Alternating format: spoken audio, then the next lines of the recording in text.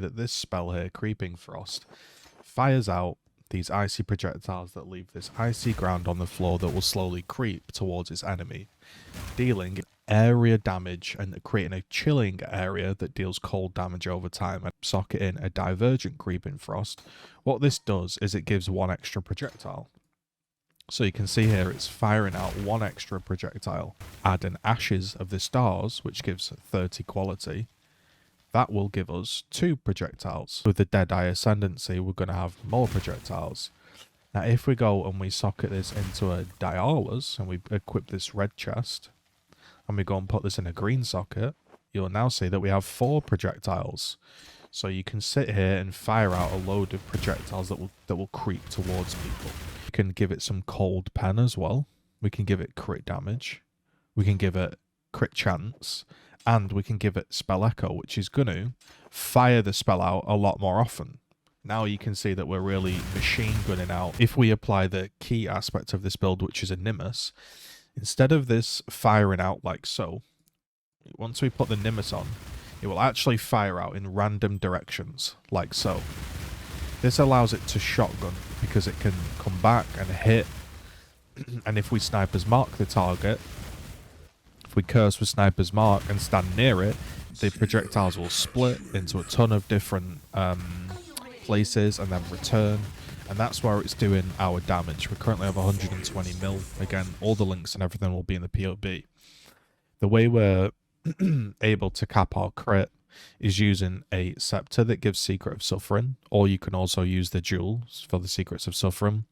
And we're going for spell damage, crit chance, multi-cast speed. On the shield side of things, we just want +1 to skills of cold spells, some spell damage and some life, and a bit of double damage. Our boots are just ailment avoid with some chaos res life and onslaught.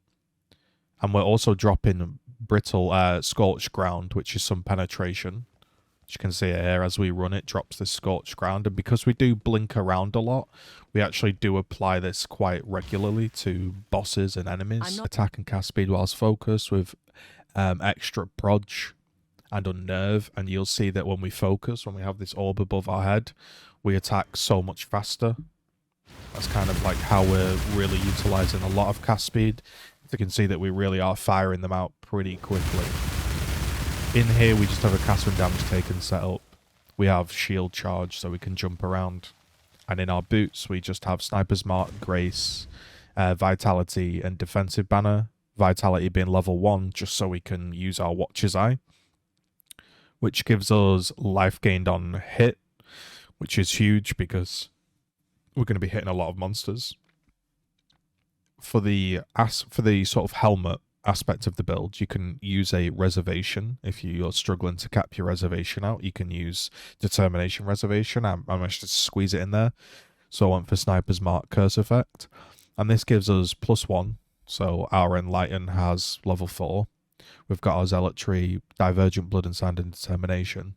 What you'll notice is this uses Eldritch Battery, so we're not spending any mana. And the way we're able to sustain this is, yes, we have really good regen, but when we do fire all our spells and we can run out, but because we have a cluster jewel, which gives us spell damage leached as life, that's all you need to sustain. Now, the full tree will be in the description in the path of building, but that's kind of how the build functions. We're just getting crit. We're getting an additional curse. The only other thing to note of interest is we just have a big resistance belt, and we have a frostbite on hit. Now, there's no reason to have a frostbite on hit ring. The only reason I have this is because I got sick of pressing frostbite. This frostbite is actually much lower level, and it would be better to have an actual frostbite gem. However, I just got, sick of pressing it, so just to automate the process, I made a ring. So that's kind of the build. It's killed all Ubers. Our defensive stats, we have 60,000 effective HP. When we have all our flasks up, we have good evasion and armor. Obviously, at the moment, it's low because there's no flasks up. Capped res, capped chaos res, ailment avoidance, So it's pretty defensive. It's been able to clear all deliriums. It's been able to do Uber Shaper, Uber Exarch, all the Ubers in the game it's been able to do. When I say Ubers, sorry, I mean like Uber, like Uber Elder, if that's the correct term for them. Level 85, we should say. Like, when you go and buff the power of them up to the maximum level, it's been able to handle them. So that is the Creeping Frost build that I've been playing. It's killed all content in the game. It's been one of my most fun builds I've played. I think it's quite simple with how it works. And yeah, I thought I'd just share it with you guys, because that's kind of what I've been up to. So obviously this is just giving the +1 with the quality that's allowing us to fire out more proj. But yeah, that's kind of how the build functions. I've never seen Creeping Frost before, so I wanted to give it a whirl. And I think, yeah, it's just been a really good build, so I thought I'd share it. As always, leave a comment, leave a like, that good stuff. Maybe consider subscribing. Alright, check you later.